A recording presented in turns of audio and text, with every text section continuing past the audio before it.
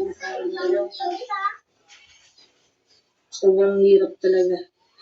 Naaarli talaga ako sa sinabi ni Mom, ay ni Ate na mas piliin yung magtrabaho kaysa mag-aral muna kasi inisip niya yung mga kapatid niya.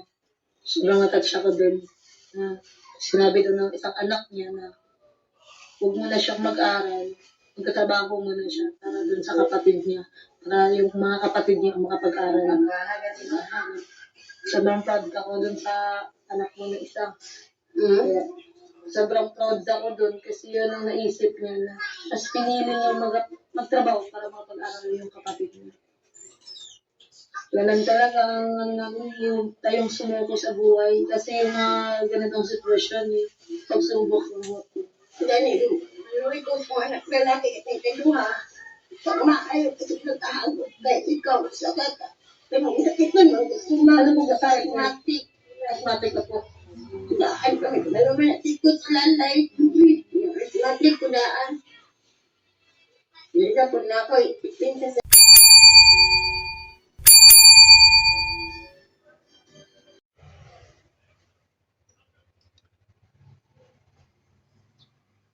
So ayan po mga viewers ko. Kumusta po kayo? Andito na naman po ako dito naman po ako. Kumusta po kayo? Mga kabayan ko dyan, Luzon, Visayas, Mindanao, mga kabayan ko dyan hanggang sa ibang bansa na mga FW.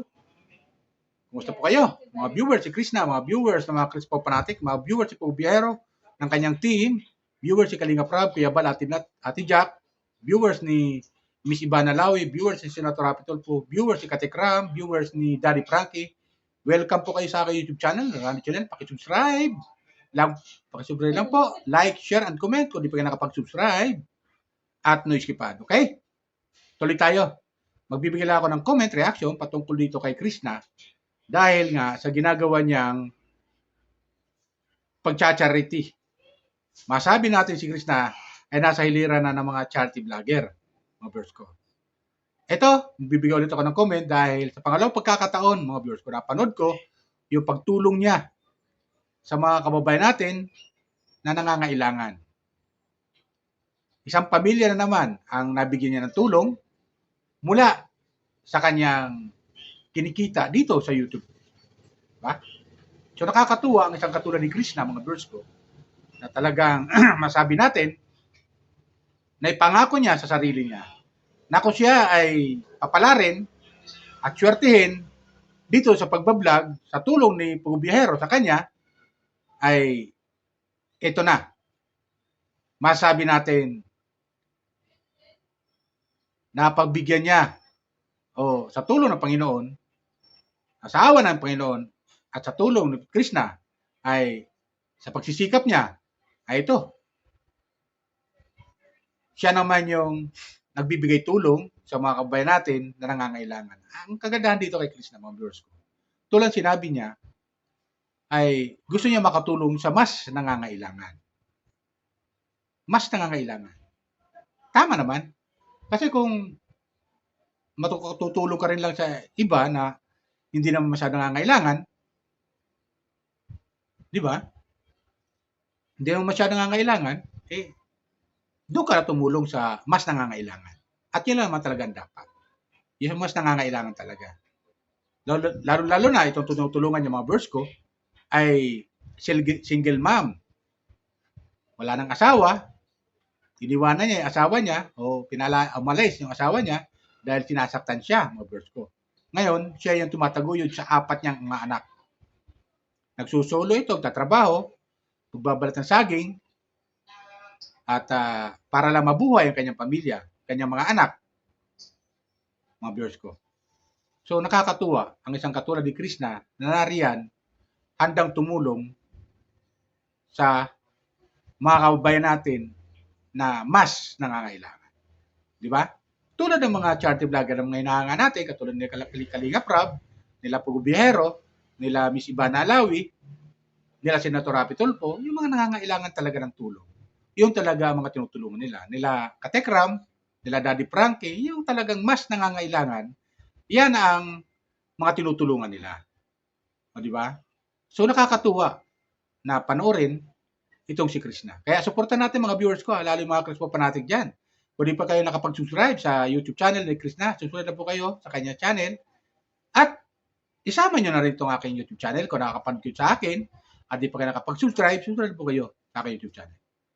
Dito mga viewers ko, nakakuha ako ng video clip doon sa tinulungan ni Krishna na isang pamilya na isang single mom na tinulungan niya na may 4 na anak at nakaka-touch yung ginawa ni Krishna.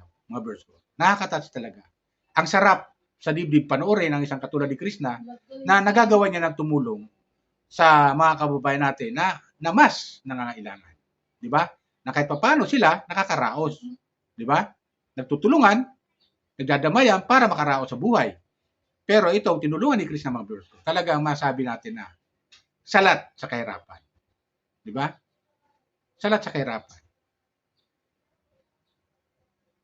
Kaya malaking bagay talaga itong mga charity vlogger at tumutulong sa mga kababayan natin na nangangailangan. Masabi ko talaga, mas malaking bagay ito sa tulong na rin nila sa ating gobyerno.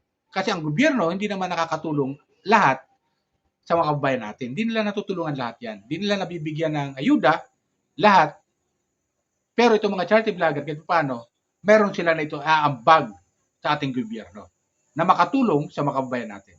Ito yung maganda pag ginagamit mo yung social media, yung YouTube mo, kahit paano, para makatulong ka sa mga kababayan natin. Di ba?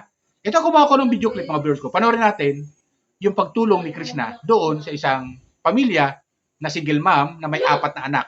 Panoorin natin at kayo na humusga. Subscribe lang po kayo kung di pa kayo nakapag-subscribe dito sa aking YouTube channel. Okay? Panoorin natin at kayo na humusga.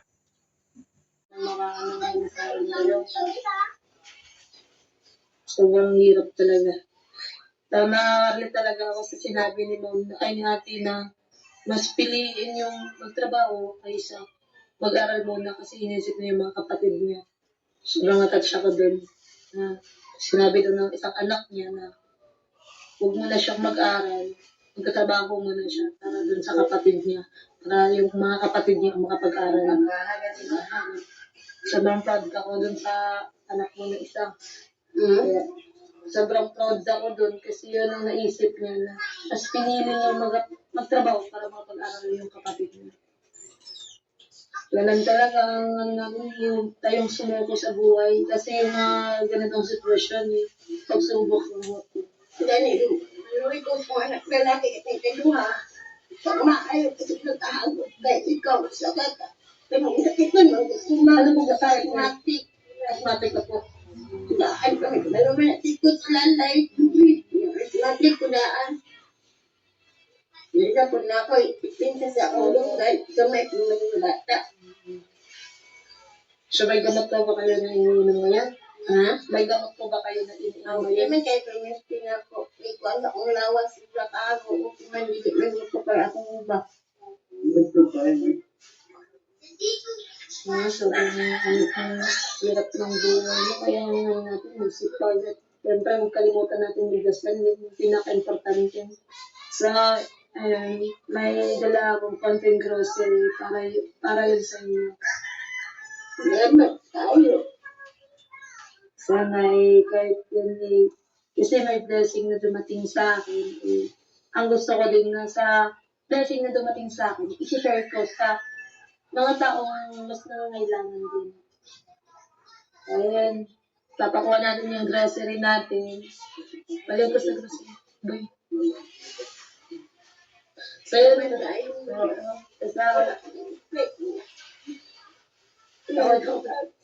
Kaya kasi ate. Ganun talaga ang buhay. Yung bata ng bata. Wala ko ba yung dami. Kaya ako na yun. Kasi kung ganyang asawa, hindi na dapat inangin kasi di na kayo na-respeto. Di nag-iisip sa pamilya. Kaya ano na yung mga yun. Ako na yun. Hanap ka rin Diyos. Ako na, hindi na po kayo umiyak. Ayun ang grocery para kay ate. Tsaka, ito bugas para yung huhunin mo na bugas. Ay, yung huhunin mo doon para hindi ka magbuo na yung pera na sweldo. Makakuha mo na yun kasi may bigas ka na, then may grocery ka na. So, di na yun makunan yung pera mo doon. Kaya kung makusama yung kanya yung pera mo, kunin mo na kasi may bigas, tsaka may grocery ka na, di ba? Di ba? Tingnan. Inuwan. Magtabang na ako. Isablay yung iwan ako na. Lahat sa pagkay ko. Kung survive ka na dito, iyak na lang kami. Kaya, na ako ay survive ko niya.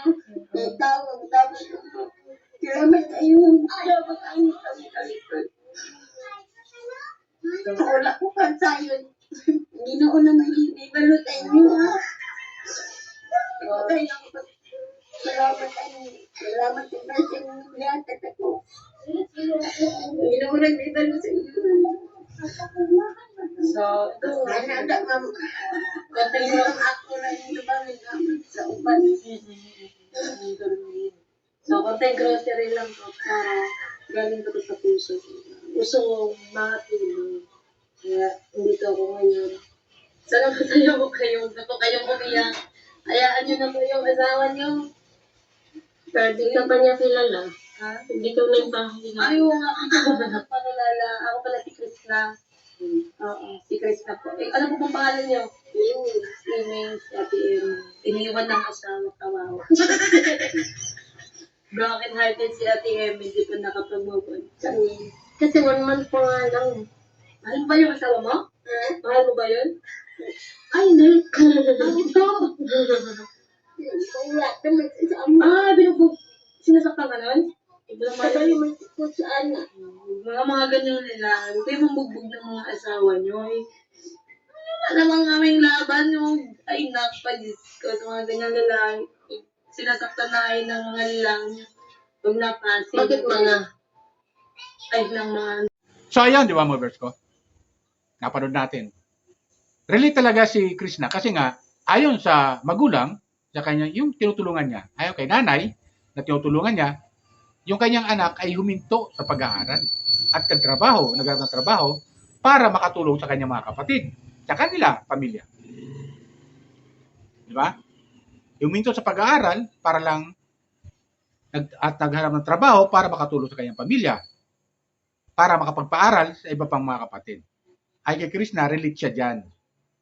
Di ba? Kung matatanda natin na itong si Krishna ay nagtrabaho din, namasukan din bilang kasambahay at namasukan din bilang isang, masabi natin, tindera ng mga cellphone, di ba? Diyan sa Davao, para makatulong siya sa kanyang pamilya at sa kanyang mga kapatid na nag-aaral. Para kahit paano, hindi mahirapan yung kanyang mga magulang sa pagpapaaral sa kanyang ibang mga kapatid. Di ba? So, ayon kay Krishna, relate siya sa sinasabi ni nanay. Alam niyo mga viewers ko, nakakatuwa ang isang katulad ni Krishna na kabata-bata pa, sa edad na 21 years old, ay nagagawa niya ng tumulong sa kanyang magulang. Kahit paano, nakakaraos sila. Di ba? Yung mga mindset na gano'n, yan yung may mga pangarap sa buhay. Di ba? Mas uubusin niya yung oras niya sa pagtatrabaho kaysa kung saan siya pumupunta. Di ba gano'n yan? May pagbarkada. Mga gano'n. Maglakwat siya na wala namang kahinatnan. Pero mas maganda yung ginagawa ni Krishna. Nakakatuwa, nakakatouch. Kaya bilib ako sa batang ito eh. Kaya kinikwento ni nanay, umiiyak si nanay, parang masakit sa dibdib ni Krishna na nakapapakinggan niya yung sinasabi ng nanay niya, nung nanay na tinutulungan niya. Sabi niya, huwag ka na umiyak. At kahit paano, sabi niya, meron ako may bibigyan na tulong sa inyo, kunting bagay lang naman to. Mula sa kinikita niya sa YouTube. Isipin niyo mga viewers ko. Nanggagaling pa sa kanyang kinikita sa YouTube, yung kanyang tinutulong. Partida pa to mga viewers ko, walang sponsor. Mula sa kanyang kinikita sa YouTube, ipinamamahagi niya. Kasi yun ang pangako niya kay Pugumbihero. Nung siya ay matagpuan at sinabi niya, magpapatulong siya maggawa ng kanyang YouTube channel para kahit paano makatulong siya sa ibang tao. So, ganoon ang ginagawa niya ni Krishna. Tinutupad niya lang yung kanyang pangako kay Pugumbihero. na kung sakali matutulungan siya ni Pugubiyero sa pagbablog at magawan siya ng channel, at ito na nga, bumabawi siya sa ibang pamamaraan na kung saan ay kumikita na siya sa kanyang channel, dito sa YouTube channel, kinikita niya sa YouTube, at ipinamamahagi naman niya sa ibang tao. Di ba? Siyempre, magtatabi yan si Krishna para sa sarili niya at para sa pamilya niya. Pero pag may sumusubra naman, siyempre, ibabahagi niya rin sa ibang tao. Ito paano? Malaking bagay yun. Di ba? Ganun yung mga verse. Comment lang kayo kung tama sasabi ko. Kaya, dito magtataka kung bakit mahal na mahal natin si Krishna. Lalo na mga Krishna fanatic, mahal na mahal na si Krishna. Di ba? Mga viewers si Krishna. Nakita nyo naman, yung pagtulong niya. Kung napanood nyo, kung di nyo pa napanood, panoorin ninyo. Yung mga nakapanood, nakita nyo naman kung paano kabusilak ang puso nito ni Krishna. Handang tumulong sa ibang tao sa maliit na kaparaanan. Diba? Kaya malaking impluwensya talaga yung ginawa ni Pugumbiero. Na kanya mga tinutulungan, ngayon ay tumutulong na sa iba. Diba? Tumutulong na sila sa iba. Yung mga tinutulungan ni Pugumbiero na dating walang-wala, tingnan nyo sila Master Ring Ring. Tingnan mo si Rin Vlog. Shoutout sa iyo, Rin Vlog at saka Master Ring Ring. Mga tumutulong na rin. Yan, si Tots TV. Tingnan nyo. Mga tinulungan ni Pugumbiero yan. Pero ito, tumutulong na sila sa iba. Katulad ni Krishna. Di ba, mga viewers ko? Nakakatuwa. Ang sarap. Panoorin ng mga katulad nila na mga dati tinutulungan ni Pugumbiero ay ngayon, tumutulong na sila sa iba. Sa kailang sarili pagsisikap ay nakakatulong na sila. Nakakatulong sila sa mga kababayan nating mas nangangailangan. Diba? Shoutout sa'yo, Krishna. Pagpatuloy mo lang yan, maganda yan. Iyong pangarap, iyong adikain, iyong journey, yung goal mo kung paano ka makatulong sa kapwa, pagpatuloy mo lang yan. At napakaganda. Pagpatuloy mo lang yan. Malayo ang iyong mararating. Sa tulong sa awa ng Diyos, sa tulong ng naming mga viewers, pagsubaybay sa iyong mga upload video, ay nagagawa mo ng tumulong sa ibang tao. So yun lang sa akin mga viewers ko. Sana nagustuhan niyo yung aking comment, reaction sa video patungkol kay Krishna. Okay? Yun lang po. Bye! Ingat po lagi. Pagpalain po tayo ng pumikapan. Shoutout ulit kay Krishna at sa mga Krishna pa natin dyan, mga viewers si Pugubiyero. Welcome po kayo sa aking YouTube channel. Kung di pa kayo nakapag-subscribe, subscribe po kayo sa aking YouTube channel. Pinutin nyo lang yung notification bell at pinutin nyo all para update kayo sa mga video. Okay, yun lang po. Bye!